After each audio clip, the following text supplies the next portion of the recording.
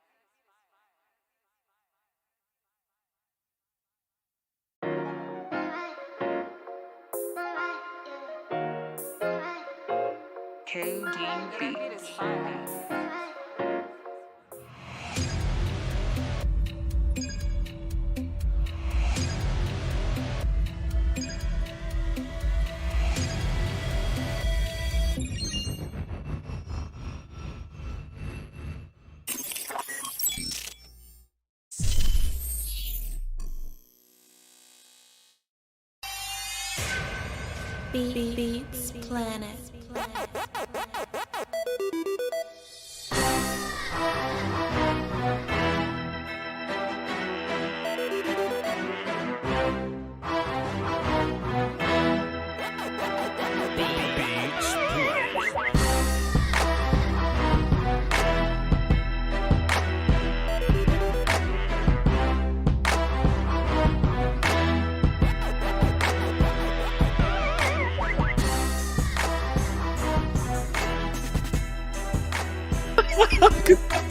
We good to go. Run me. I be damn. I be damn. What happened to me, No, chat. It ain't gonna be none of that. You know what I'm saying? Me and Will still not gonna say nothing. Yeah, I mean, me though. No, the world we live in. No, sir. We ain't gonna do none of that. But we appreciate y'all for being here, though. Salute Sawadi Cop. Everybody welcome. Come on in. Sit down. This is a Tuesday, so it's a draft show for us today. A team ambiguous draft show. This is for everybody. Of course, you know, I know I got a lot of Cowboy fans in the situation. So if y'all want to ask any Cowboys draft questions, we're here for you. Scoutcast was yesterday. I know some of y'all may or may not have tuned into that, but whatever it is that that we possibly didn't touch on yesterday, me and my man's Will still gonna be touching on it today. We're gonna be talking about edge players today. And why is that important? Because I can watch film, right? Let me just go ahead and be real and chat. If y'all agree with me, just in the chat box, let me know if you agree. But I've kind of been unimpressed with a lot of the majority of the players that I watch. You know what I mean? I just always go back to, hey man, sometimes you don't always want to trade to get another pick from next year. Sometimes you want to get that best guy where you at. If you think about the 2020 draft, that's the Parsons and Chase and them and all them. If you think about the 2020 draft, any non-quarterback pick in that top 12, and some of the quarterbacks, whatever, but any non-quarterback pick in that top 12, you cannot miss. Whether you got Jamar Chase, Jalen Waddle, whether you got Rashawn Slater, Penei Sewell, Micah Parsons, J.C. Horn, Patrick Surtain, like that top 12 was an incredible top 12, right? So now I'm watching this draft, or I'm just watching film on this draft, and I'm just like, boy, I'm glad my team was winning, so we in the back where the dudes we like at, because sometimes how this draft thing works is you may get bullied into picking somebody that you may or may not want. You know what I mean? You go, hey man, this yeah, come on now. Hey, come on, Will Steele. Like, hey, this the best player on the board. I gotta take him right here, right? Right? To where in real life the non-conventional thing would lead you otherwise. In this draft in particular, like the best player in the draft, in my personal opinion, is a D tackle. And on most years, people will tell you that D tackle is not a valuable position. So you're gonna find yourself in a lot of weird positions. But let me tell you why we talking about edge today in particular. In the top 10, Will Steele. It's a couple dudes in the top 10. Let me introduce the show. I apologize. I'm Voch. Sit your $5 ass down before I make change. And that was Nino Brown. Follow me at VOCHLOMBARDI on Twitter, patreon.com/Voch Lombardi, and twitch.tv/Voch Lombardi. Will Steele, we're being point guarded by my man's here. My name is Willie. Little motherfucker talking shit. Little motherfucker talking shit is the best part of that. Cause that's you. Cause that's you. Shouts out to you and the bomb squad. Shouts out. How did I miss that part? When did you add that in there? That was there the whole time. That was so when Willie Beeman was doing his "My Name Is Willie" thing, there was a section to where him and LL Cool J got into a race. You know what I'm saying, to see who's fastest or whatever. And LL Cool J was like, this little motherfucker talking shit, and I was like, that's perfect. That's perfect for Will Steele. Hold on, let me move my camera over here so I can be looking at. I'm caught. There you go. But it's all good though, my bro. But Will. Yo. Let me tell you what's so important about edge and why we're talking about edge today, right? There's always this giggly feeling. And I normally hate when this happens, right? Oh, I'm putting y'all up on something. Oh, I listened to this artist when nobody else was talking about this. I normally hate that, but I'm part of that crew when it happens sometimes. If you look at a lot of the mock drafts, and you look at a lot of the player rankings and things like that, the early preseason rankings, right? Which is why I don't trust people that watch film in October and they are already ranking and mocking people. You're not seeing certain names up at the top. And I go, okay. And the names you see at the top, you go, oh, well, them dudes got to be gangsters because those are edge players. And what comes with edge players, Will Steele, is that there's position value, is wide receiver, cornerback, edge, tackles, quarterbacks. Those are your five super money five is what it's called. That's what it's called? Yep. Will Steele put me up on some new shit. It's called Money 5. All right, cool. So Money 5, that's a fire ass name. I ain't know Will Steele. But Money 5, cool. The thing about the Money 5 is 35. Like that. What? Like that shit kind of spiffy. It's more because of those are kind of the most expensive or most highly valued positions in the league per se, right? And that's where all the money's going nowadays. I don't want to use it. I just want Money 5 because it sounds fire. There you go. Money 5. Money 5. So what's interesting about edge, right, is sometimes you would take a player because the position value of edge is so high. Right? That player may or may not be good, but you'll take him high because he may be first edge off the board. Example, Cleveland Farrell's a dude like this, right? Cleveland Farrell was not a guy that should have gone fourth overall. But if he your favorite edge, you got to take him. Air quote, right? Shouldn't you? right? So in my mind now, even if you're a bad edge, you're getting taken higher than a running back would be or a linebacker would be. If you're a mediocre cornerback, or if you're just a regular whatever, right? Some of these other top tier positions will get taken higher to you.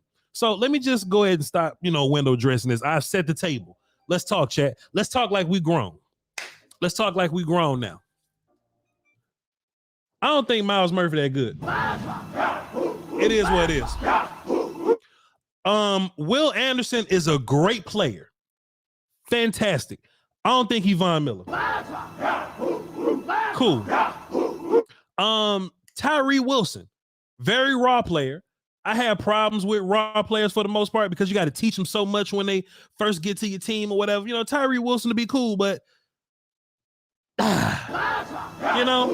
none of these kids, just for the record though, none of these kids are Micah Parsons. These guys aren't, Nick and Joey Bosa in them. I don't consider these dudes to be like staples in that way to where you'll get this dude like, all right, I'm going to build my whole ass defense around. Jalen Carter is the only defensive player in that top little bit to where I'll be like, okay, I got to build my defense around this dude, right? These other guys, I look at them, they're either complimentary rushers or they just dudes that I don't think that good.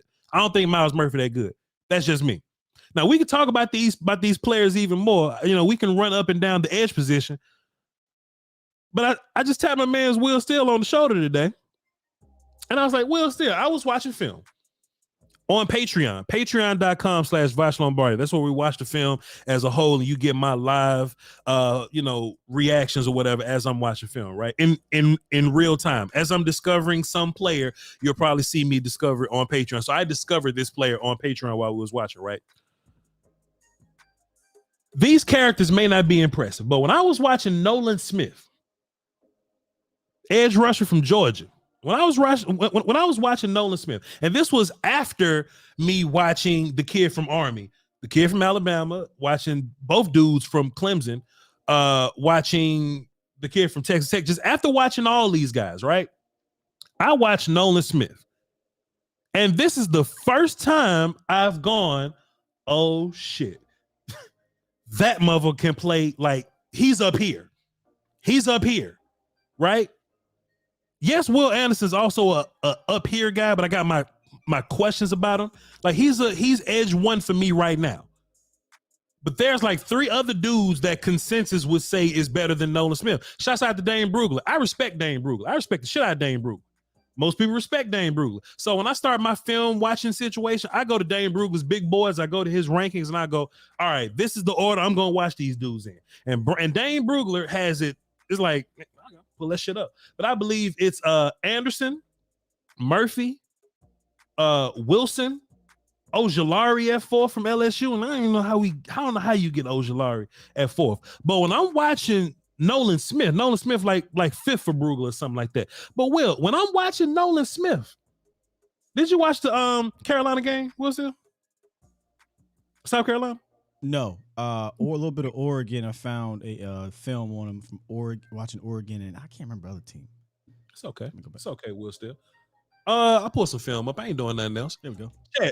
When I tell y'all, I'm watching Nolan Smith, and this ain't a highlight tape, right? From his first play to his last play, he's doing everything that you want an edge rusher to do, right? And he's not a big dude, right? He's like 230 some odd pounds, and Will still ask me an interesting question that we're going to get into with him being 230 some odd pounds. And I'm watching Nolan Smith, bro, and I'm just up here like, okay, well, he's not some dude that's afraid of the run. He's not some dude that's afraid to take on pullers. He's not some dude that's afraid to be physical. He's a dude that can set the edge. He's a dude that drops back in coverage, not just zone coverage, like he man coverage, running with a tight end and shit. So in my mind, I'm going, okay, well, he bad at something. He must not be shit pass rushing. And then they start throwing the ball, and he's explosive. He's long. He's lengthy. He's bursty. He's bendy. And I'm like, what's the business here? Why are we not talking about Nolan Smith now? Why are we not bringing this kid up? Let me pull some film up, Winston. Why are we not bringing up the Nolan Smith kid here? And the only answer I can think of, right, is just that media scouts haven't caught up to like regular scouts, because that is a thing. That's a real thing that happens, right? The scouts on the teams, they'll know dudes and they'll just quietly hold on to dudes because they don't want everybody to know about the good dudes. But then the media dudes get a hold of them and they go, "Oh shit, we discovered Nolan Smith. Everybody need to watch Nolan Smith right now." Right? And I'm watching this kid. And I'm just like, why aren't we talking about this dude as a top rusher in this draft? Will Steele, what was your first thoughts on Nolan Smith as I pull his film up? What you think about him when you was watching? I mean, I was just talking about what I wrote down. I said he seemed, and I put question mark because I obviously need to see more than a couple games. But I said stud against the run. That's kind of one of the things I noticed right off the bat. A nice dip move inside. I mean, this dude is bendy, kind of a Gumby. You know, he can get low. He's very agile and obviously athletic. And I said can get skinny, dip, and explode. And some of the things that concern me in the sense of, that's why I want to have this conversation, was seems a bit undersized for an edge guy. And I asked you the question when I was texting. I said, wait, save it for the show. Is this a guy in the mode of, listen, y'all, don't get at me. I'm not calling him Michael Parsons. Sure. Okay. I'm saying, is he in the mode of linebacker edge guy as opposed to pure edge guy? Because he looks like that, but then when he puts his hand in the dirt and he starts doing some things, you're like, okay, this looks a little natural to him. But my question to you would be, I wonder if he's not getting that type of attention due to the lack of production on a consistent basis. Like when you look at his production throughout his career, it's not like he was extremely dominant, player all the time. So Sure. I wonder if scouts are just like, yeah, he's traitsy. He's got all those tools. He's toolsy, is what they call it. But he hasn't put it all together. Who was the cat that went number 1 last year? Walker. Georgia. Walker. Walker. Walker had better numbers, but wasn't he another guy like, hey, man, we didn't see Walker dominate his entire time in Georgia type of situation? And look, all this is fair conversation. So Nolan, you probably won't see a lot of his numbers. Well, one, he got injured, so he probably didn't have like whole season numbers, right? But if you look at his game logs, like he didn't have like a game by game big numbers when you look at it. So I just went to go watch his film, right? And just as I think about it, he's not a dude that plays 60 some odd reps a game. You know what I mean? Now, Will Anderson, this guy that can, that does something like that. You know what I mean? But Georgia, they rotate all these dudes. Like Georgia dead ass got like 9-10 dudes that's going to be like, they're all first round pick guys. Yeah. Over the next 2 or 3 years or whatever, right? So they are stacked. So they'll rotate him in and out. But every time he's on the field, every time he's on the field, let me pull this film up. Every time he's on the field, he's doing something that's impressive to me. And a lot of the time, look, I was watching South Carolina, then I was watching Oregon, and I was like, man, if Bo Nix just quit panicking and bailing out and throwing the football away, he'll have 2 sacks on Oregon. If Rattler wouldn't just panic and just throw the ball away, man, he'll have 3 sacks versus Carolina right now, South Carolina. And I'm just like, pressure is a thing too now. Once upon a time, I used to live in this world to where I was all like, yeah, man, where the sacks, though? You got to show me some sacks. I need sacks. Sacks are cool. But if your pressure is so ridiculous that, we just getting rid of football because we would rather, take that L to you than to get sacked, then that's the thing. Because the best player in this draft, Jalen Carter, here we go. The best player in this draft, Jalen Carter, his ass ain't got numbers. But when he's on the field, you see it. Gotcha. You notice it. You know what I'm saying? So that's my whole thing with him. And I got screen share. Boom. Go ahead, set me up, Will Steele. Go ahead, shut me up, Will Steele. All right, cool. So this play, right? I'm just watching. Setting the edge. Boom. 230 some odd pounds. Yeah, this is the other game I watched. Yeah. For sure. What happens here? Boom, taking on a puller. And look, this was most impressive to me, right? If he's a 230-pound, long, lengthy, slinky, smooth pass rusher dude, but he don't take on the run, all right, cool, that makes sense. We see these dudes every year. Like, he's a gangster in the run game. Right, that's so all right. So my what I've seen with my eyes is confirmed to you. He is a stud against the run. Time I will still. Number 4, by the way. Number 4, Georgia, he's normally on the left side just in case somebody missed him. But, yeah, go ahead, Will. No, I'm saying so you're seeing the same things I kind of was seeing here. A guy that's a stud against the run, which is a bit surprising, like you said, because he's 235, 240 or whatever it is, and usually those dudes don't want that smoke.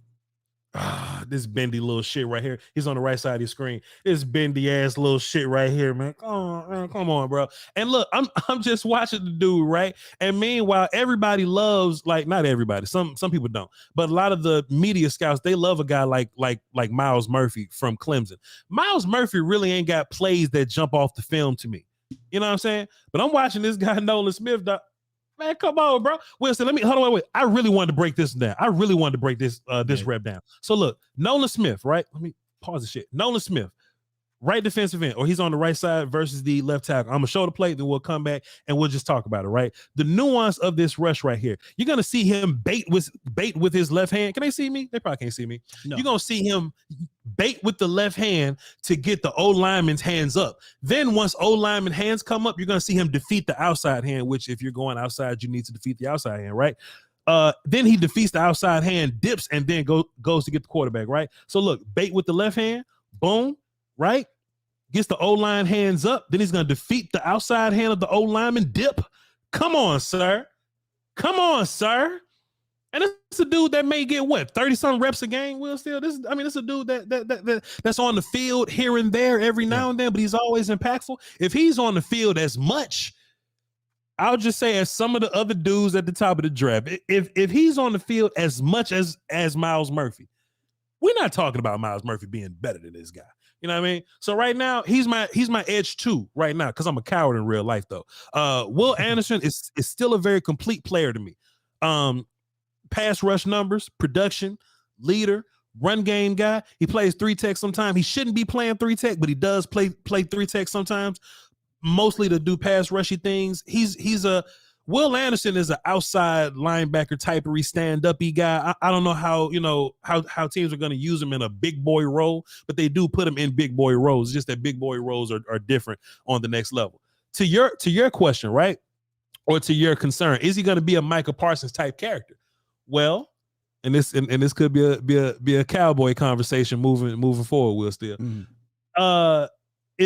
Can Nolan Smith be a dude that lines up at linebacker and do blitz things for you? For sure. Hold on, let me unlock the phone. Okay, cool. Phone's cool. Y'all calling to the show. Can he line up and do linebacker blitz things kind of like Micah does sometimes? Sure. I think he can actually play linebacker if you want him to, but I just think he's such a gangster on the edge side. So he'll probably be like an outside linebacker type dude.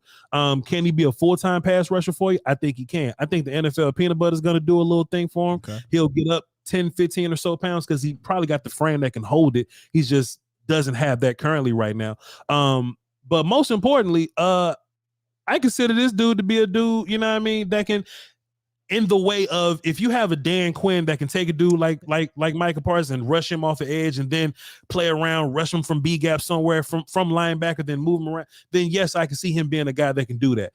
Nobody's talking about they're not talking, they're talking about him, but they ain't talking about him like I'm talking about Nolan Carroll right now. If this dude is on not Nolan Carroll, that's another dude. If this dude is on the board at 26 overall, I'm taking him.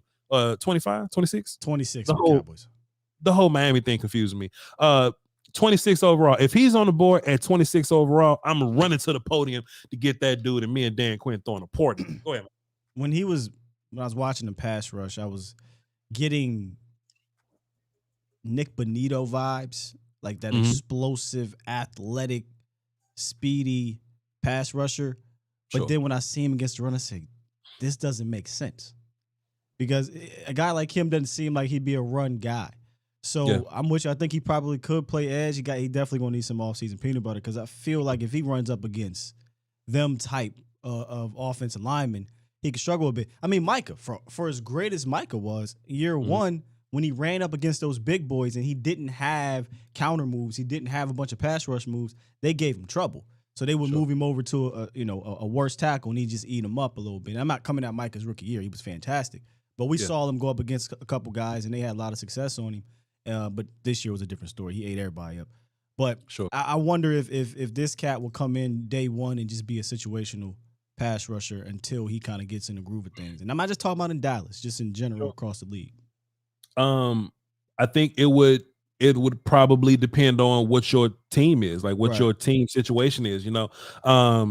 So if we're just talking about from a Cowboys lens or whatever, I mean, we got dudes that can pass rush right now. But even with those dudes, we rotate a lot. So if he was to be a Cowboy, hypothetically, it's an all 32 show. If he was to be a Cowboy, I think he would play. We had a lot of edge numbers last year, but like a lot of those dudes, not going to be here. You know what I mean? So Dante's gone. Well, Dante may or may not be gone. We don't know. Basham has gone. Sam Williams is a guy that is here now. And this is more future for me though, Will. Still, we only got one more year of Dorrance. I was just about to say, if you take a guy like Nolan, I know you Sure. want all the players, and this is Cowboys. I'm sorry, y'all. Of course, I definitely look to put him on a block. Dorrance Armstrong. Dorrance Armstrong on the block. Yes. Sure. Is what it is. Whatever you want to do with him. I don't know how the hell D-Law played 19 games this year when he normally could never stay he's healthy. on the tail end of his career. Yeah. He's on the tail. Okay, so look, let me say this. The only D ends on this team with a guaranteed future is Sam Williams and technically Michael Parsons, but he's a utility linebacker, front seven, defensive end, move everywhere guy. You know what I'm saying? They have a guaranteed future here. Dorrance ain't got a guaranteed future here. All these other guys that we just talked about. So yeah, it feels like we got a lot of defensive ends because we just had a bunch of defensive ends. But in free agency, if you fill up the roster, right? Cowboys going to find you some help at wide receiver. That ain't gonna happen. The Cowboys, find you a big name guard to come, a big name tackle. That ain't gonna happen. But if it does happen, right? Let's just say that this team is filled up and is ready to go, and you walk in the draft with whatever you want to do. I can foresee there being a situation because I'm high on this kid, Nolan Smith. I'm high on him, and I don't want to just take some guard that's not better than him just because Cowboys need guard or tackle or left side player. You know what I mean? Yeah, the best receivers probably go early, probably go top 18 or something. The top 3 receivers in this draft. I don't want to take a receiver that's a second round dude to me. I don't want to reach and just take a second round receiver to me because I need receiver when there's an edge rusher that I really, really, really like. You see what I'm saying? So that's my issue, Will, still. Or not even my issue, but that's just my whole take on it. If he's on the board and he's the best player there for me, I'm taking him. I'm not using this angle that, oh, well, we got edge players. I don't think we should take him. Man, this motherfucker is somebody that I think is edge too. He's possibly the best, the second best pass rush in his class behind Will Anderson, pending. So yeah. It's tricky for the Dallas Cowboys because I view Sam Williams as a guy that could step right in, be a starter, and be a really damn good player opposite of Mike or D-Law. But because we're talking about a first-round pick, I would hate for my first-round pick to come in here and only get 12 snaps a game, 15 snaps. You know what I'm saying? That was so. And then the next year, what if D-Law still here? Micah's full-time edge now. So it is tricky. It's tricky. It's not cut and dry, I don't think. Alpha Dog says Will Anderson does all this Nolan doing, but better. I don't know if he was listening, sir. So, I mean, you may not be listening. It's okay. It's cool, but I still put Anderson up here though because I've seen it and I see it consistently. Right, like Anderson has the body of work that we can lean on, right? And if I'm being fair, just being real, I think Nolan has a higher ceiling than Anderson. Because watch this, right? My whole life, I've been high floor guy, but Cowboys been changing my tune, and I'm more into like traits dudes nowadays. Will Anderson is a very high floor guy. I think Will Anderson is going to come into the league, and he's going to be a good player. He's going to be what he is. And I think that'll be a solid dude. I don't think Will Anderson is going to be one of the best edge guys in the league. I don't think he's going to be that. I was thinking like a Zadarius Smith kind of guy. And let me just clean this shit up because I know a lot of y'all be goofy as hell. I ain't saying Zadarius Smith is fantastic. Zadarius Smith is a fantastic player, but I don't think Zadarius Smith is a dude that you're going to build your whole ass defense around. That's what I think about Will Anderson. And to be fair, Nolan Smith probably not neither. That's why I got Nolan Smith as my second guy.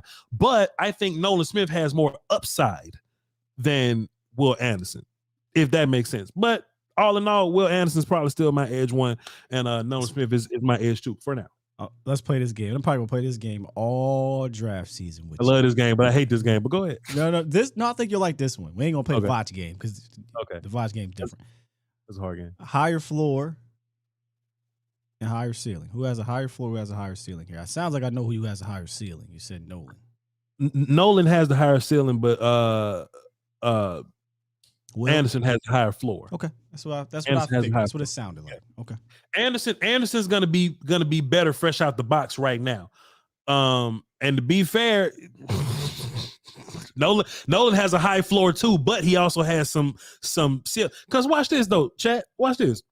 This is why this is so hard for me, because Nolan has that thing that Anderson doesn't have, right? That super ridiculous bendy explosion thing, that super bendy off the edge explosion thing. That's the one thing that in my mind, if you're a pass rusher and you're nuanced and you're good versus the run, all those things are good to have. But the equalizer is when you have that athleticism. There's a lot of pass rushers that are technically better than Micah Parsons, that are technically better pass rushers technically than Micah Parsons. But that some bitch got that edge thing that he has. And that's tough. That's tough because now it's just my skill versus your skill. So now, Micah, when I learn all the nuances, you out of luck. You know what I'm saying? So now I'm here with Will Anderson. Will got the nuance.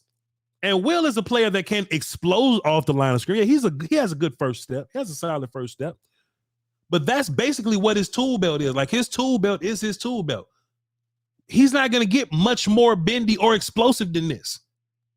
Yeah. Nolan can get much more technically skilled than this.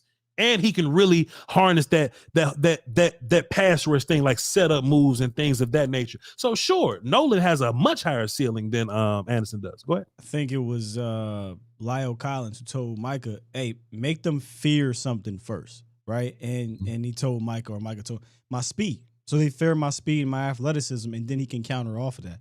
I think that's what it sounds like you're saying with Nolan. Like, they're going to fear that kind of second gear he can hit, that athleticism. And then if he can bring the nuance and technique along with it, that's where the ceiling goes. Whereas Will Anderson is the technical guy right now, but you don't see him just finding another gear or finding that Gumby in him if he doesn't already have it. But Will, this the funny part. I'm up here saying, like, we saying this, but I just showed y'all Nolan baiting a hand of a tackle and defeating it and bending. I just showed y'all that. Yeah. You know what I mean? I'm really being a coward right now. You know what I'm saying? But just in my mind, in my heart, at the end of the day, I'm floor guy. I love high floor players because I like to know what you are. I know what Will Anderson is. Goddamn, Nolan can get that, boy. Nolan Smith can get that, boy. But we'll see. We'll cross that road whenever we get there. There was this one play I was watching. One more thing, and I'm gonna go to the phones. Call in now. Don't say I'm running from y'all. If the phone's locked when y'all get there, call into the show. The number should be on the screen. What was I just saying, Will? Still. It was one more thing that she was going to get to. You were talking about Nolan's hand. He had some hand technique or whatnot. Hand technique. Nolan is da-da-da. I lost. Whatever. It's cool. I don't want to be the guy that's where I was starting, but I couldn't finish it. It's all good. Go ahead and call it to the show, man. I would love to hear from y'all. Just a couple other edge guys that I watched, just in case y'all want an opinion on them. I could just run down my list top to bottom. Will hasn't watched them. He'll catch up on all this stuff at some point. We got till April to talk about it, to the end of April. I do like Tyree Wilson, the edge player from Texas Tech. He like 6'7", Will, like maybe 6'8". John Jones arms, you know what I mean? But he don't really know how to play edge yet. He's just big, stronger, and longer than people. So he's another raw ball of clay type of dude that needs to be fixed and tweaked. But some coach is going to watch him and feel like, okay, well, I can fix him and turn him into a top tier. Hold on, Tom, what's it?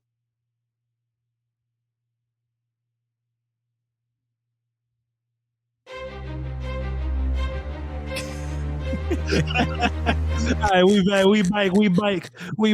I hate that music. Yeah, man, Tyree, Tyree Wilson is a long player, kind of raw, but it's hard to block him because he does know how to get hands on you. So if he gets hands on you and he uses length, it's going to be hard for you to block him if you're not a lengthy person. You know what I'm saying? So he needs to figure out how to be a defensive end. He's not very complete at all. You know what I'm saying? I have PTSD, bro, on those 6'6", 6'7" guys that aren't stupid athletic with a crazy get off or crazy pass rush. I got PTSD. Feel you, bro. But on that same token, Miles Murphy probably, can do all the DN stuff that Tyree can do. I just don't think Miles Murphy is very good. So Miles Murphy, whenever I do my rankings, this ain't me ranking right now, but whenever I do finally do my rankings, I don't know how high Miles Murphy is going to be up on my list. What other ends have I watched? I have not watched the Iowa kid or the Iowa State kid. That's Lucas Van Ness. Andre Carter from Army. Andre Carter Jr. Another or the 6'7", one of those big dudes, man. He's a little different. I don't think he's very good at all, but he has traits. Right? He's long, he's tall, and he does have a really good first step. But this is my problem with Andre Carter. Come on, music down. This is my problem with Andre Carter. He plays at Army. So if you're gonna be a top player like this, some people see him as a first round pick. All right, cool. If you're gonna be a top player, I need to see you beat the shit out the Air Force kids, right? I need to see you smoking Coastal Carolina kids, right? If you're getting whooped by the tight ends at Air Force, I got a problem with that. You know what I mean? This is where I would love to see him versus competition, right? Like there's not a Senior Bowl for like junior dudes. I would have loved to see Andre Carter, you know, get some more work in so I can see what he looks like versus like if he goes up against a kid from Ohio State or a kid from Michigan, what would he look like? You know what I mean? But just based on the film that I was watching in the regular season, I'm not seeing the Let me know if there's a 2021 film. I want to go watch that. So Andre Carter had double-digit sacks in 2021. Yeah, 16 sacks. Yeah. 16. Okay, cool. 16 sacks. So I know that's supposed to be a better year for him. You know what I'm saying? And I normally do advocate for I need to go backwards to find as much good film as I possibly can. But I was just so uninspired by seeing the Air Force tight end beat the shit out of him. I was just so uninspired. I was like, why these dudes drive you off the ball, cuz? Well, sure. You know what? That's fair because I laughed a little bit when South Carolina tried to have a tight end block Nolan Smith. And he just said, no, sir, with ease. And that's SEC. So, yeah. I love to see a defensive end beat the shot of a tight end because you're going to end up in situations in the league like that to where they're like, you know, a tight end may be chipping you or something, or they may be blocking you backside and they run away from you. If an offense coordinator find out that my tight end can block you, oh, well, we finna do all kind of shit with this. You know what I mean? I'm finna put this one-on-one and we start doubling this, moving that. Everything gets bumped up. Boom. You know what I'm saying? A whole bunch of Cal use checks on you. Yeah. I never want to see a fullback or a tight end beating the hell out of my first team edge guys. I just don't like to see it. Who else? Brian Breesy, who's very interesting, Will Steele. He's the other guy from Clemson. He's labeled as a D lineman because he does all things. When I first saw Brian Breesy play, Brian Breesy looked like a one tech that does three tech things sometimes. I was like, all right, cool. He's a bigger dude. He's a athletic one tech. All right. And I was kind of uninspired by him. I also didn't see top 15 hype from him. He's the second Clemson guy, D lineman. He's getting like super draft hype, right? And I was like, man, Brian Breesy ain't that good to be doing this. But then we watched, and we, meaning me and my Patreon audience, patreon.com/Voch Lombardi, watch film together. Then we watched Brian Breesy from 2021 and 2020 before his ACL surgery. And that's a totally different dude. He's a three tech that does defensive end things. He's like Michael Bennett type at that point.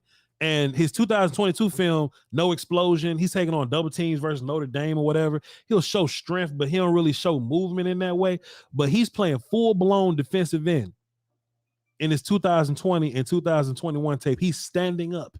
He's running stunts as the stunt guy, not the anchor guy, but the stunt guy. He's a totally different player pre-ACL.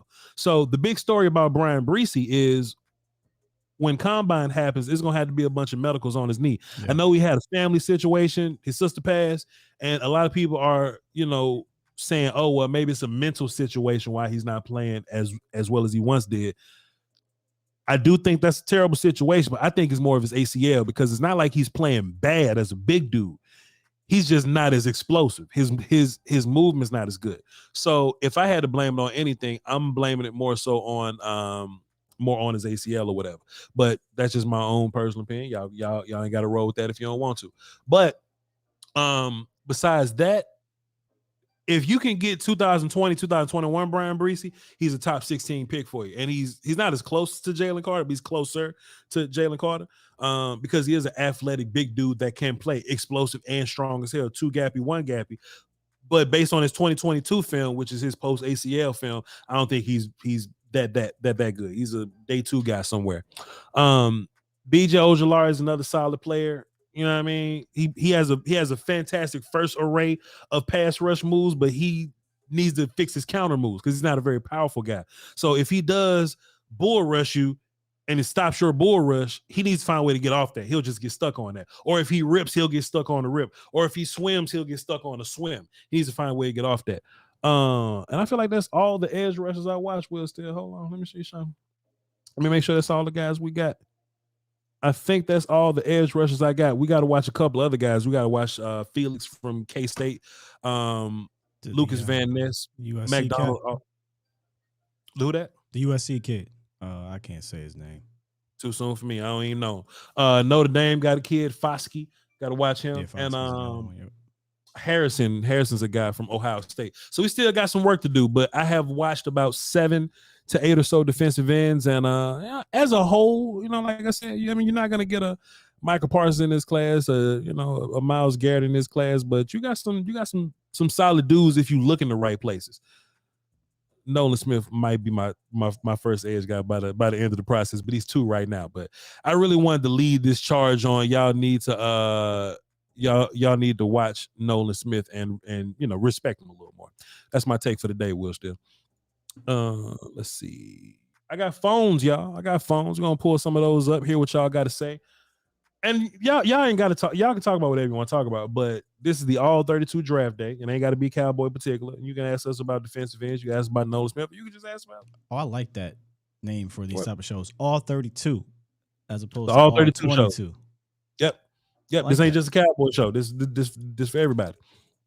Shouts out to the volume. You gotta make a All right, let's do That this. might have to be the name of these shows. All 32. All 30s. Come on, Will Steele. Nick Gasher, what's up, man? What's going on, Voch? How you doing? Everything. Keon White. I got to talk about Keon White too. Is this Scout Nick? This is this is him. This is Scout Nick. This is Nick. Yeah. Scout Nick. Scout Nick Gasher. I just gotta know so I can know to put my ears over. Yeah, I gotta put my antennas up when he talks. This our guy, Nick Gasher. I got a story with a beginning, middle, and end for you, Voch. Okay. Are you ready to listen to my story? So last night, sure, I was on Twitter. I was on the Twitter machine. I see you pull up. Oh boy, Nolan Smith is good. And I looked at it and I said, oh boy, Voch likes Nolan Smith.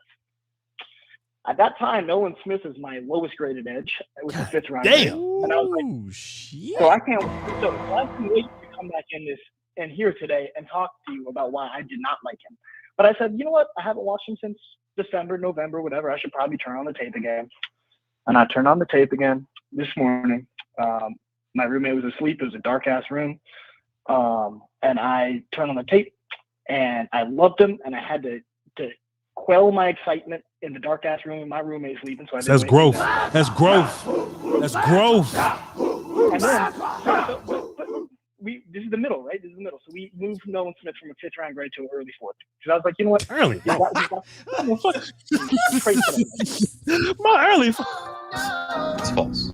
No. Early fall. Hold on, Scout Nick. The way you built that up, I for sure thought you was about to come on and be like, hey, he went from, 2nd round pick to bottom of the 1st. He went from undrafted to the 6th round. That's all, The 6th round. Yeah. He jumped 2 rounds. Come on, Nick Gasher. Go ahead, man. Right? So I go to class, I go to lunch, I come back, I watch some more Nolan Smith film, specifically against South Carolina again, and then I rewatch Oregon again because I watched Oregon this morning. And I move him up from that 4th round pick to he's now in the 2nd round. I see what you're talking about. I can see why you like him. I have a couple concerns still. Okay. Go on. My first major concern is that he's 236 pounds. Now, what we were talking about with this linebacker, this Micah Parsons-y type of player, I don't think he necessarily has to do that. I think he could potentially get up to like 245, 250 because we know how the NFL peanut butter sandwiches work. And I think he could keep a lot of what he has with his athleticism. His frame can be built upon. He can get more muscular. He can get bigger while he continues to build this muscle. I think he'll be fine there. My other big concern is the shoulder injury that he suffered. We'll have to see how the medicals check out. And if the medicals check out in the combine, shit, he might be edge 4. He might be edge 3 even. Rank your edges for me real fast. Concern. Who's your first 5 edges? Go ahead. So we got Will Anderson 1. This is another gross type of deal because I came in with Miles Murphy as edge 2, and Miles Murphy is now my edge 3 because Tyree Wilson is now edge 2. Well, Nick Gash, I know you. I know the kind of scout you are. I'm not trying to sound like Mr. Miyagi. I've been listening to you since you was 15, 16 years old, Nick Gash. Mm-hmm. There's no way you like Miles Murphy as your edge 3. You just being a coward right now, sir. There's no way you like Miles. I know the type of players you like, Nick Gashler. There's no way Miles Murphy's your goddamn edge 3. Quit playing with me, sir. Talk to me, sir. So you think he's lower or higher? I don't think you should like him. I don't think he's good at all. I think he should be in like fourth or fifth or something. Sure. So first off, I think Will Anderson and Tyree Wilson is probably going to be pretty hammered out. Tyree Wilson has grown in my mind. Miles Murphy has regressed in my mind. Sure. The reasons why I like Miles Murphy, I think he's very violent as a player. Even when I watched his 2021 tape, he came off the ball, he put hands on people, and he was ready to go kill people, right? Now, whether he was necessarily killed these people or not, that's up for debate. But he was ready to, and I like that spirit. I like that ability. I like his size, his length. I think he's a fairly athletic dude who bends well. I think what we need to do with Miles Murphy is we need to teach him how to read and react to plays, and we need to teach him how to use his hands a little bit more. Because he looks a little lost when he's okay, correct. He looks a little lost. I was watching Scoutcaster. I think Jeff said it. Mm-hmm. He missed about 10 read options against Florida State or whatever. Of course. So he's moved down a little bit. My fourth guy is BJ Ojulari. You like BJ Ojulari more than Nolan Smith. You being a coward, Nick Gash. But I'll listen to your story though. Go ahead. I'll listen to your story. Go ahead. I like BJ because he's got those hand moves. Like Jeff said last night, I don't think he has much power to him. So that's why he's a little bit lower on my board. And then Felix from K-State is my fifth rated edge rusher, followed by Lucas Van Ness. So Nick Gash, this ain't me trying to make your mind up for you because I respect you having your own. I respect you having your own opinion. You are very decorated in your analysis, right? But everything that you just told me about these last couple characters that you don't like. And you said you watched South Carolina and Oregon. Are those not Nolan Smith highlight tapes of reading offenses properly, of being violent, of using hands and being bendy and being athletic, Nick Gashler? I think they are. And I think his tape is very consistent. A couple things that I don't love about his tape is he can sometimes think he's more of a power guy than he is a speed quickness guy, and he can put his hands in the dudes and he can deliver strikes, but he doesn't do much else after that because he gets shut down before he's able to use a move. I think that needs to improve. And then I think the intangibles with the weight and with the shoulder injury is keeping me from putting Nolan Smith. And now, as we speak, Nolan Smith is my thoughts on him in my head continue to improve. The more I think about Nolan Smith, they continue to improve. Watch him some more then, Nick Gash. Watch him a little bit more and come back Thursday. This ain't me trying to make you mind. I just know who you are as a scout. And I can tell when you being nervous. I can tell when you being a coward, Nick Gash. I can tell. Go ahead. And I'll counter with this. I'd say watch the Missouri tape because I did not love the Missouri tape. And I might be biased because I'm a Missouri student, but I did not like the Missouri tape. Okay. That's fair. I don't hate that. That's what I'll say. I don't hate that. But otherwise, Andre Carter stinks. You don't have to. And you were talking about I want to see him versus these All-Star games, right? Yeah. He was at the All-Star games and he got smoked every single rep. He was at the Shrine game. Army game. Okay. Army. Yeah, Army. Okay. And he got his ass smoked. Well, there's your answer. Look, and this ain't me telling people that they can't be a fan of Andre Carter. I'm just in particular not. Did you have anything else before we move on, Nick? Watch Will McDonald. He's kind of like Nolan Smith light. That's all I got. All right, appreciate you, Nick Gashler. We'll see. That boy said, "Hey, man, I had him in the 6, but I moved him up. Not even 5." So I said, "Damn." Nah, I know Nick Gashler, and I know he likes to see players pop off film, right? And I know that Nolan is a guy that pops off film. Miles Murphy does not pop off film. So when I'm listening to Nick Gashler, unless he's had a major change in philosophy, Will Steele, and I don't think that's the case, unless he's had a major change in philosophy, I think he's been a little cowardly about this Miles Murphy thing. And look, Miles Murphy is a solid player, and I just think a lot of people being a little more they're being cowardly because some of the big names are constantly talking about it. And look, if I'm wrong, I'll say I'm wrong. But I'm not seeing it with Myles Murphy. And look, my DMs are open. If anybody want to recommend a film for me to watch of Myles Murphy to try to get me to come around on him, then cool. We could talk about Myles Murphy, but I can't have it. Can't do it. Actually, hold on, wait. Hold on, DJ. Hang tight, DJ. What's up, Queen? Hey, how you doing? What's going on, Queen? How you doing? I'm fine. What is you guys' opinion about the linemen, that the O linemen and defensive linemen that we need in the front of the line? Because I noticed that we don't have big enough dudes in the front of the line. Yeah, dudes and yeah, big enough dudes. Huh? No, go ahead. I'm listening. I don't know. I mean, I just want you guys' opinion as to who you think that they might pick to, increase the size of the guys that are in front of the O line and the D line. Okay. Appreciate you, Queen. Good call. Master William. So in terms of draft, and we'll make this Cowboys particular. How heavy do you think we need to go at O-line and D-line? And I see this from a lot of people is they want the big trash can full of dirt guy on D-line. And I think we will do that, but I think we'll get that dude where we and I think other people normally find trash can full of dirt guys. That's in the third round somewhere. You have to be a very different type of nose tackle to be taken like early high like that, like a Vita Vea special kind of guy.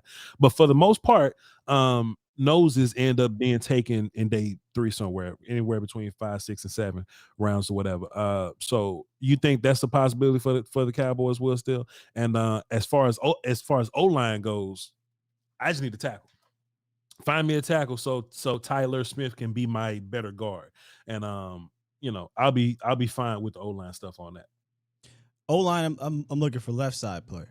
Left side player, sure. If it's a tackle, it's a tackle. If it's a guard, it's a guard. I'm cool wherever they move Tyler. I'm a fan of putting Tyler at guard, but I can completely live with Tyler being a left tackle, and the offense will be fine. Defense line, I concur. I'm right there with you. If you're looking for the one tech type dude that she's saying, like a bigger guy like that, you're talking about end of day 2, day 3. Right, we're not really, unless there's a Jordan Davis, Vita Vea in this draft, which doesn't seem like that's the case this year. But from a defensive tackle standpoint in general, I do think low key, I would put that up there. I'm not saying it trumps offensive line or even receiver for that matter. But I would like a running mate with Osa. I think Osa made some steps, and when we get to it at some point, when I do my hindsight defensive tackle review, maybe we'll do that tomorrow. Maybe we'll do DT or edges. I don't know. I think Osa took a step, brother, and I need somebody to pair him for the future. Good analysis. Hunter McPhail says, got to get Torrance Darnell right or Broderick Jones in the left. You got to watch Broderick. Or Voch, you got to watch Broderick. In my Patreon, we actually watch Broderick Jones, and he's the left tackle for Georgia, who's number 56, and I think 56 as a tackle number is horrific. But yeah, cool player. If you'd have asked Voch about Broderick last year, I would be worried about his technique, because I'm huge on tech. Like, I'm up here. Like, that's my top concern when we talk about O linemen, right? I love a good technical player. But my team, the Cowboys take these players that lack technique and they make them technical. Duke Manyweather is another dude that take players that lack technique and make them technical. So if Broderick Jones, if you're only taking his physical abilities, athletic as hell, strong as hell, good size, if you take his physical abilities and promise me that one of these coaches or Solari or Manyweather, if one of these guys are going to fix his technique, then sure, you can sign me up for Broderick Jones. I'm a fan of his. It would depend on who's on the board, though, but I don't think he'll be there. But I think he could be a 26 guy, if it makes sense. DJ, hang tight. Let me get Blade Brown out the way because I'm sure he's gonna say something foolish that I could easily make it look silly on. Blade Brown had a good call in months. Blade Brown, what's happening? Hello, Bossy. Pause. Hello. He added a twang to it. He had a little accent. Yeah. Bossy. It get worse every time. Mike. Hello there, Will Steele. How you doing, my brother? How you doing? Good day, mate. I'm great. I'm actually here in Glendale, Arizona. I was about to say, it sounds like you outside somewhere. Are there a lot of black people there? Yeah, I'm out. Yeah, it's a couple of them out here. You know, they don't believe in Martin Luther King Day. Blade, you want them? All right, what the hell you want, man? Blade, what you want them? You going to the Super Bowl, Blade, or are you just doing the festivities?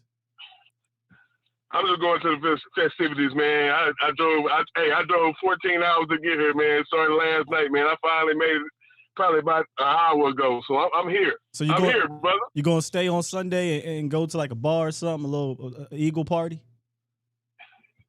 Yeah, we got a major party here, the little Eagle group that I'm in, man. We got a major party going on out here, so okay. I couldn't afford the Super Bowl ticket, so I said, man, I'm gonna drive out here, have a good time, watch us win our second ring ever, and do what we need to do, man. That sounds good, man. I mean, hey, listen, I would have did the same damn thing if I wasn't going to the Super Bowl. I'll be partying with Cowboy fans out there. Well, yeah. Are you going out this way? No. I said I would have did the same thing. I probably wouldn't have went to the actual game, but I would have just did the festivities. Yeah, I was looking at the cheapest ticket was $2,500. I was like, gee, I got kids. I got a show, dog. What you want, cuz? God damn, what you calling them for? Shit. God damn. Yesterday, I was in your chat yesterday, and on the road, and I heard some of the things. Why was I calling? I mean, why was I in y'all chat? I was just letting you know why I was in y'all chat. I said that. What I need y'all guys to do is actually have a segment. And for like maybe 1 or 2 minutes on a successful organization and how a successful organization works, due to the fact that that's what we are, a successful organization. You know what I mean? For a team to go to the Super Bowl 2 times in 5 years, that's pretty damn good, don't you think? See, Will, still, this the problem, man. I'm trying to run a show, and these people just call in thinking that we friends, and they just talk about whatever they want to talk about. See, that's the problem. No. But you know what? That's the problem. That Joey Porter kid Jr., I want him, brother. I want Joey Porter Jr. Best cornerback in the draft. The best what? Best cornerback in the draft. Joey Porter Jr. Oh. I want him. Yep. Soundbite. Huh? I haven't watched Corners yet. You ain't watched the Corners yet? Well, you definitely need to watch him. He's going to be a monster. I hope you guys don't get him, but I think we're going to draft him in the number 10 spot. Yep. That's some good analysis, Blade Brown. Got Joey Porter Jr. at 10. Let me ask you a question. Isn't that amazing that we have a number 10 pick? Why you talking like that? And we are in the Super Bowl? Why you talking like that? What you mean? I mean, why you talking like because that? I feel like it. See, when I'm in the Super Bowl, when you're in the Super Bowl, you can talk like you want to talk. All right, you ruining my show. I'm gonna go ahead and get you up out of here, Blade, bro. I appreciate you, bro. Jesus, Wilson. I try to make this an open platform for people. Let me lock the phone. Has been locked. Make sure no more riffraff come over here. Blade Brown, ladies. I try to throw in my alley, but he's not good at it. Will, no matter what you do, he's not good at this. He's not a Kwame Brown that thing. Yeah, so he said, "Yeah, man, I couldn't afford it, man. So I'm up here just chilling with some friends." I'm like, "Okay." Like, yeah, man, I'm going to this little party, just taking my time, Arizona, chilling, me and having fun with the kids. Couple black guys out here, fam. Come on, Voch Lombardi draft show. Come on, DJ, what's happening? Hey, what's going on, man? What's going on? How are y'all today? Save us, DJ, please. We good, brother. Man, I hate when I'm behind because I gotta listen to his fake ass forced laugh through my phone, and it annoys the hell out of me every time. I apologize, man. But no, you're good, man. You're good. Hey, okay, so I didn't catch you in the Patreon last night, right? Yes. But the beauty of it, what I like to do when I miss it and I gotta watch it on demand, is I turn the volume down, right? And I can act like I got an actual, film plug, but that I don't have, but I can act like I got one for a little bit while I watch it, then I go back and I listen. That way I can get my own opinion. Right. And while we were watching Nolan Smith, the first thing I noticed is his size. Right, how big he is. He's not the biggest character on the planet, but then I noticed his explosion and how he makes it. He treats the lineman like a ball carrier treats defenders in space, and does everything to make sure that yes, he has the hand technique as well, but he makes sure that the lineman has all the trouble in the world just getting a hand on him to begin with. And then comes to my mind, I was like, okay, so he's not. Let's be clear. I'm not making a Micah Parsons comparison, but as far as the skill set and how they rush and what they do, it's a lot of the similar kind of style, right? It's a similar style on how they do it because, he's 230 some odd pounds or 240 some odd pounds, and he still has power, but he knows for the most part, at least from the Oregon game and the South Carolina, he knows who he is as far as awareness, but he still has power there to suffice. Yeah. And of course, I understand this is all 32 show, but Obama button, if the Cowboys were to get him, they could have Micah Parsons when he comes off the field, or somebody who's ready to play defensive end all year. Right. And could do that because as Mike was playing throughout the year, he got worn down. Well, yeah, this guy's only, used to 25 snaps a game, but if you're getting 25 snaps a game out of this character and performing like this through 16, 17 games, I mean, that just puts all those problems through the world. And that's my thing, too, is that his consistency was both on the pass rush side, looked almost as good as anybody on film has looked all year this year, and he does the rushing or the run defense as well. Yep. Almost as good as any end that we've looked at so far as well, at least on the two games that we were watching. Yeah. Fair enough, DJ. Fair enough. I'm a fan of the kid. I'm a fan of him. I mean, we'll let the process keep going on or whatever. Of course, Peanut Butter will put 10 to 15 on him or whatever. So we'll see what happens, but he's definitely somebody on my radar for 26. Appreciate you, DJ. Yes, sir. And just like there we go. Just like DJ was saying, man, the run game stuff really jumped out. That stuff, you can't miss it. You know what I mean? And we always talk about players jumping out or standing out on film. So when you watch him, you'll go, okay, well, he's not a huge guy, but man, he's setting that edge and he's taking on that puller. He's explosive taking on the puller, And I'm like, man, that's big boy stuff. He kind of, and this might be going a bit far. I have to remember my Micah Parsons Penn State tape. Kind of reminds me of Micah and against the run in college where Micah can man up on you, right? He can deal with some power a little bit, but he was really killing these dudes with his agility. He was killing them. I don't want to use the word finesse because ain't nothing finesse about him, but his athleticism and his ability to be quicker, faster to the punch than you, to the play than you, and dip. And he may be a little bit more finesse than Micah, but that's what it kind of reminded me of against the run. Not saying he's Micah in general, and I haven't seen any tape of him playing just pure linebacker things, but I'm getting that Nick Bonito, Micah Parsons tweener vibes, but just impressed that he can do those things against the run at that size. Yep. Big fan of the kid. Big fan of the kid. 2 more callers and we'll wrap. Let's go. Trey. What's up, Trey? Hey, what's going on, Voch, guy? Cool, my guy. What you got for the show? All right. So thinking about the draft and all, I'll let y'all do the homework. But let's say we don't attack free agency. If we were to stick with CD, and unfortunately, if we're working with Gallup and Noah Brown, what do you see receiver-wise? Will we go for your man Boutte, or what round will we attack if we had to, unfortunately, stick to our guns? So you say stick with CD, what you mean? No, not stick with CD. I'm talking about stick with who we got with Noah Brown and Michael Gallup. I think if we do wide receiver 3 by committee, then sure. I think we got a bunch of capable dudes. I just don't think those are guys that we should be depending on. I think Semi's capable, Yeah, I don't want, but he shouldn't be wide receiver too. You know what I mean? So in my mind, find me a second wide receiver, and then we can look at.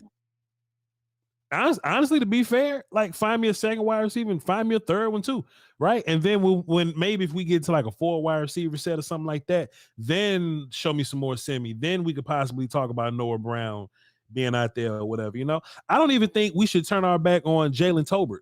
I just don't think we should be moving as if he's going to be an answer for us. I think Jalen Tolbert would be fine if he get the mental side down. And it's going to be a whole year for him by the time he gets to the to the next offseason or whatnot. So let Tolbert, let all these other guys like Vasher, Brandon Smith, let like Turpin, if Turpin would love to do anything for us on offense, let's see these dudes compete just on offense or whatever. So Oxnard is going to be a fantastic time to see this. But like let these dudes work and compete for the 4th wide receiver spot.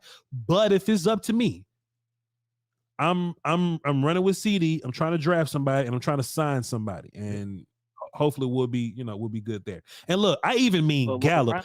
Gallup is also competing for his life with these other guys. Yep. His spot ain't even guaranteed in my world. Just me personally. But go ahead, Trey.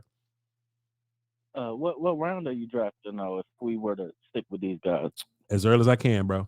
As early as I can. If it makes sense in the first round, then I'm doing it. If it makes sense in the second round, I'm doing it. I hope we don't get all the way into the third. You can mostly find a lot of like slot receivers in the third, but we're at the back of the third, so that'll be a conversation to have. But one of the first 2 picks for sure. Okay, I got one more thing though. Sure. So I'm from the DMV area. I don't know if Foots goes through this, but man, I see a lot of disloyal Redskins fans, Giants fans, Commanders. even everybody is go Birds. Everywhere I go, I have to deal with Blade Brown every day. Damn. Literally. I don't know if y'all got to deal with it, but I don't because I don't because I hang up on him, motherfucker. He called my show talker. I just hang up on him. That's bad business, man. I appreciate you, Trey. But that's rough though, man. Be safe out there. Shit. Man, thank you. Yes. Thank you for being a pulse of the nation, y'all. Y'all do your thing. Appreciate you, sir. Salute. Thanks for tuning in. Now, Master William, I hate doing this. I hate trading draft picks or whatever. I would trade that second round pick to go get a dude. You know what I mean? I would trade that second round pick to go get a dude. And in the offseason, you talking to Mr. Make the Moves over here. What we talking about? Well, last year, right around Christmas or trade deadline or whatever, Jerry Jeudy was a conversation. You know what I mean? I don't even know if that's something that got out, but me and Will still was like behind the scenes. We heard it like all the way to the point where I'm like DMing Lee Steinberg. Off the record, Lee Steinberg, can you tell me if the Cowboys are interested in Jerry Jeudy? You know what I mean? Like we were there with this. There was legit interest, but it was some interest there for sure. I'm not gonna ask you to give me a list of dudes you would trade for because that'll be a hard exercise to do. But I do think it'll be a dude that's like towards the end of his rookie contract. I think it'll be easy to find one of those guys that's at the end of the rookie deal. Maybe one of these teams that got a new coach. Go ahead. That's the caveat. The rookie deal. The rookie deal, and Steve not gonna like that because damn, I got to pay you next year. No, Steve. You know? I actually think Steven would. Okay, go ahead. I think it lines up with the whole Amari Cooper thing. Like Steven loves to go back on. Well, see, Amari Cooper. Look what we did. Here's Amari Cooper. See, we paid Brandon Carr 10 years ago. Man, shut up. You act like that. Yeah. You only can do those once every 10 years. You can do that more often. But if we only have that to go off of, and the Amari Cooper trade was a first round guy with the 5th year option, get him in here, then extend him, and after a year or two, right? I can see Steven being for that. Where the guy I would like is Nuke, but I don't know if he's gonna want to do that. An older guy who's probably gonna want another contract. That doesn't seem like Steven don't want to take that type of risk. So that's the caveat. A cat that's at the end of his rookie contract that you can get an extra 5th year out of and signed, and the cap hit is lower the first couple years. Danny Savage says too many holes on the team to trade picks. I'm trying to fix one of the holes on the team. I'm trying to fix one of the holes. No more, man. I've been. Plus, we got 8 other picks. Come on, dog, don't do that. I'm over that. Yeah. Now, look. If this was because this was another conversation we was having at that time. Cowboys were in on Bradley Chubb, right? Now Chubb is traded now, but if we was trading for a defensive end or something like that, yeah, I probably wouldn't trade a second round pick for a defensive end. But I think we're having an emergency at wide receiver. You know what I'm saying? So if I can give away a pick to get a wide receiver that's not a first round pick, because you know Cowboys like their first round picks. If I can get Jerry Jeudy for a second, yeah, that's where I'm starting. Second round pick, and let's boogie. Matt Owen says, "Stop at." Danny Savage says, "Come on, Matt. Come on, Matt." One last call, then we're gonna read some supers. Appreciate y'all. We love y'all so much for being here. Y'all don't understand, man. Appreciate you. 936. What's happening? Who this? Man, it's your boy Eastside, man. How you doing, bro? Eastside who? Man, Eastside Harold, man. You know who it is. What? This how you sound in real life? This your voice? Man, come on, bro. I didn't call your show before. I don't remember you like that. No, okay. Well, all right then, Eastside Harold. Let me put you down platinum then. Well, that's still to be determined. But go ahead, Eastside Harold. What's good with you, my guy? D'Amico Ryan's got a new code. What's good with you, boy? Yeah. Speaking of that, man, you know, Texas got the best candidate that was on the market. And he also said the Texans was his dream job. Texans, they, you know, he ain't gotta lie, man. He wanted to be in Houston. He know how great it is to be in Houston. I mean, don't you think that was a good hire, sir? I guess. You tell me. Oh, you guess? I got a coach. You don't think D'Amico Ryan is a good coach? I think he's a good coach. Yeah, sure. But I mean, you asked me a different his question. Defense looked quite impressive against you guys. You asked me a different question though. You asked me, do I think that was a good hire? I think he's a fantastic coach, but if I was him, I wouldn't have went there. But sure, that's a different question. Man, I don't know, man. I mean, I don't know. Yeah, a lot of teams wanted it, but he wanted to be in Houston. That's the whole point. He said it's a dream job. Shouts out to him. He wanted to be in Houston. 6-year deal. Yeah, he was a fantastic coordinator with San Francisco. He gave the Cowboys fits. I'm glad he's not in San Francisco anymore. So sure, he's a fantastic coach, but you know things get a little different when it comes to head coaches and head coaching bad teams. So it's left to see if Ryans is a guy that can take a bad roster and turn it into something, or if he's a guy that's going to need dudes and then he'll turn the roster into something. So we'll see. And he got plenty of picks, man. He got 2 first rounders to play with. So sure, you know. So he'll be able to do something with me. Eastside Harold, the Texans fan. Who are you looking at the Texans possibly drafting with the 2nd and 12th overall pick? Man, I praise Bryce Young, but for some unfortunate reason, if CJ Stroud is there, I do not want an Ohio State quarterback. If you know what I mean. Didn't you say Davis Mills was better than Dak Prescott or something? Didn't you say that? Man, they called Dak the Black Davis Mills. That's his new name. So why don't you just keep Davis Mills and just build the team around him, sir? Man, hell no. Somebody lying. Man. Somebody lying. I'll be damned. Somebody lying. But you said Davis Mills. No. But you said Davis. I'm tired of Davis Mills. But you said when we got a number 2 pick, you got to get a quarterback. So Dak can play? That's what you're saying? Dak is what happened? Man. Somebody lying. Dak is getting paid what he's worth. I mean, he gonna give you a winning season, but you know, as you see, come on, man, he loses to Purdy. I remember all things. The quarterback named Purdy, and he struggled against Davis Mills. I remember all. It wasn't like he dominated Davis Mills. He struggled against him. Well, Davis Mills doesn't play defense. Man, anyway, man, I appreciate you, man, because a lot of these plays wouldn't even take my call. They be ducking my calls. No, sir. My calls. Yeah, we don't take trolls. I don't let dudes like you call in that's going troll. You wasn't trolling today. Holla, man. Oh, hold on, wait, time out. Man, anyway, man, I just called in. Wait a minute, Eastside Harold. Hold on, time out, let me ask you a question. Hold on, time out, sir. Time out, let me ask you something. Eastside Harold, wait a minute. Will Steele kicked you off the phone? Indeed. Man, hey, bro. I'm just saying what's up to you, man. But hold on, but time out, Eastside Harold. But listen, Eastside Harold. So you saying Will Steele kicked you off the phone earlier or something?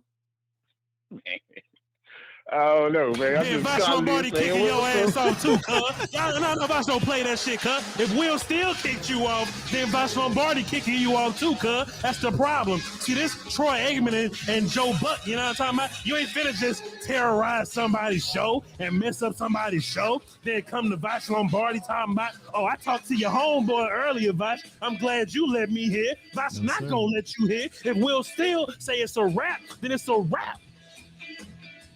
If Will Steele catch a body, guess who getting accessories, sir?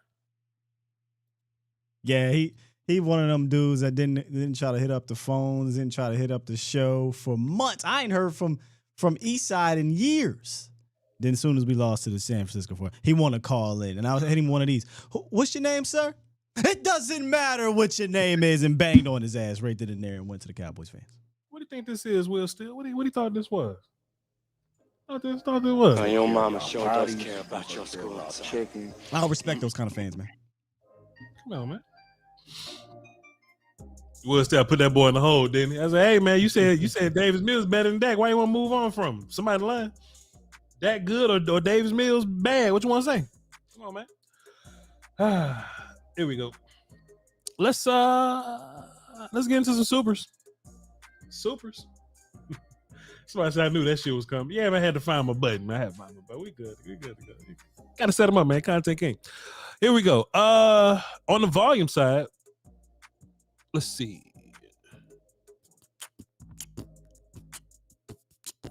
That ain't us. Charles Reese dropped 5. Appreciate you.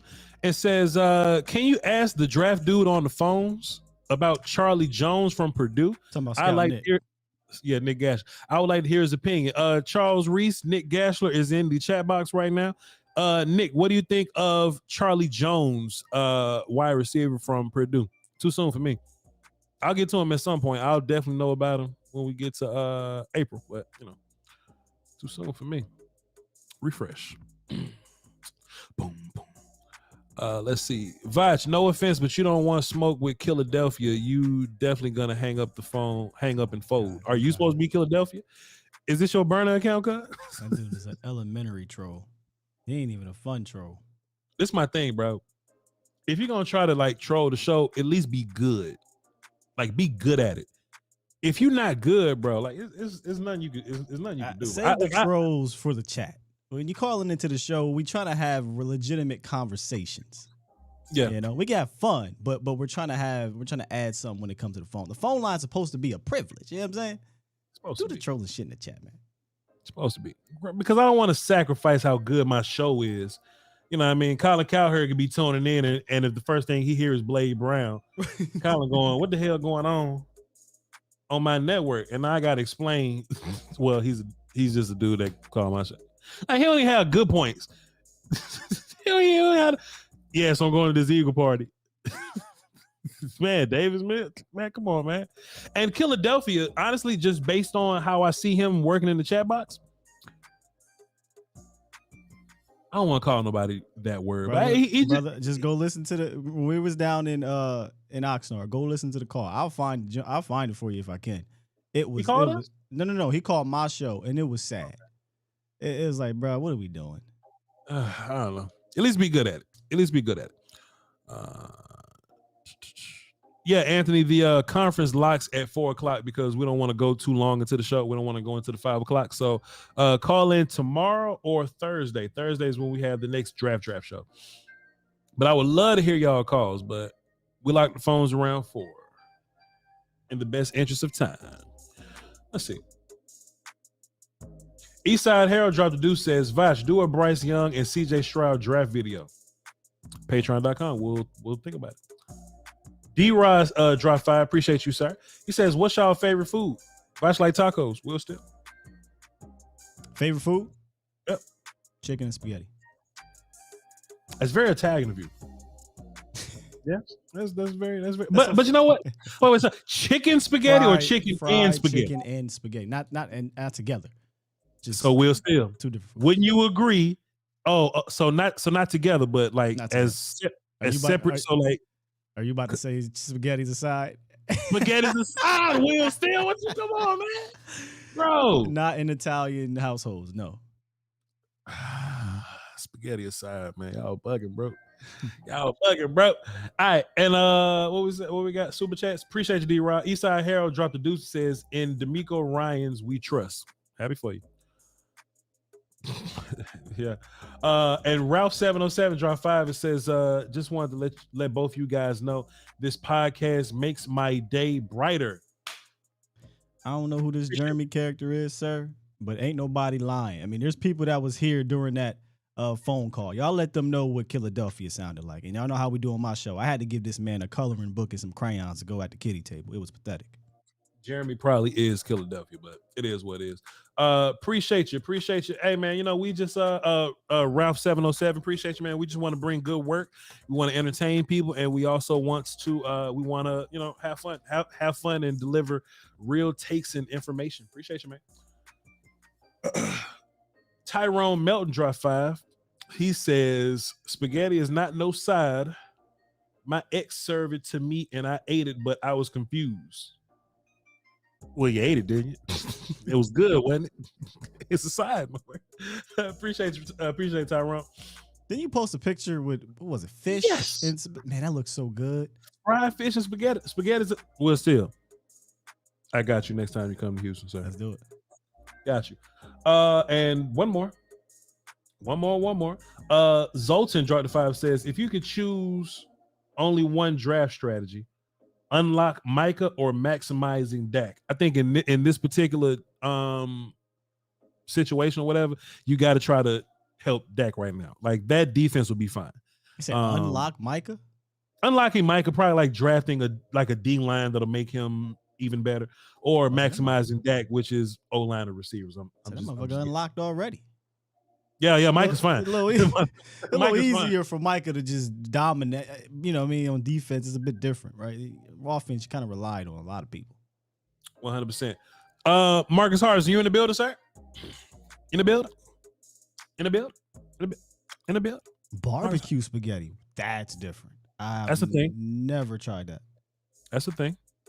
And a lot of people make it different.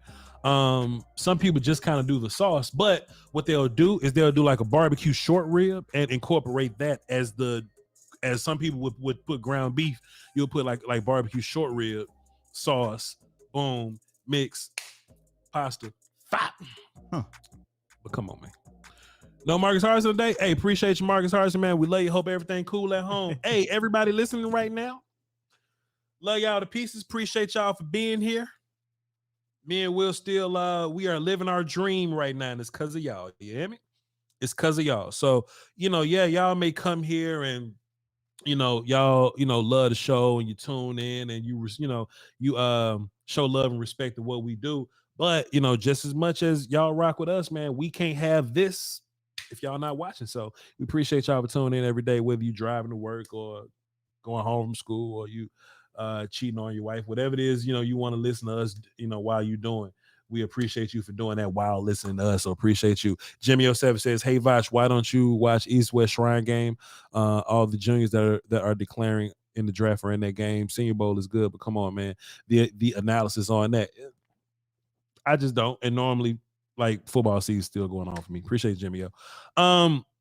With that being said, though, follow the Volumes pages on social medias, The Volume or The Volume Sports. Leave a like on this. Subscribe to this. If you're on the Voch Lombardi side, hit a like on this and subscribe to that. What's about to say? My non-football platform, twitch.tv/Voch Lombardi, and my Patreon, patreon.com/Voch Lombardi is where we watch the film as a whole. Y'all go over there and check that out. Y'all follow Skywalker Steele on social media, Skywalker Steele, Steele, on Twitter. He does fantastic work over there. And catch him in the morning, A to Z Dallas. His show is like a prelude to mine. So A to Z Dallas on YouTube from 8:30 to 10 o'clock. Appreciate you for being here, sir. Y'all hold down with the Doski Walsh, the Peasky Whiskey, man. Until next time, Volume. Beats Planet.